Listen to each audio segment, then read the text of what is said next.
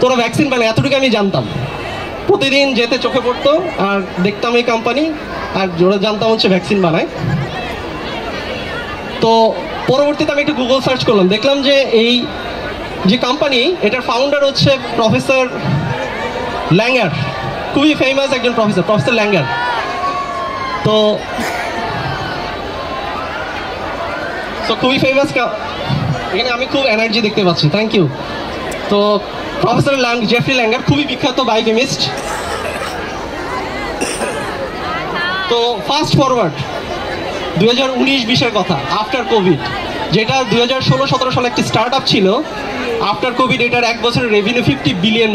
বাংলাদেশের বর্তমান রিজার্ভ কত বলেন তো কেউ? বর্তমানে রিজার্ভ কত? বাংলাদেশের বর্তমানে রিজার্ভ কত বলেন তো? কত? $20 বিলিয়ন মতো।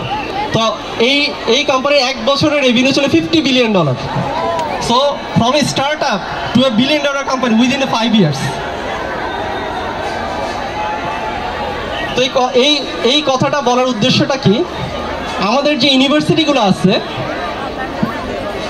সেগুলোতে আমরা নলেজ ডিসেমিনেট করি, মানে নলেজ শেখাই বা নলেজ দান করি বা নলেজ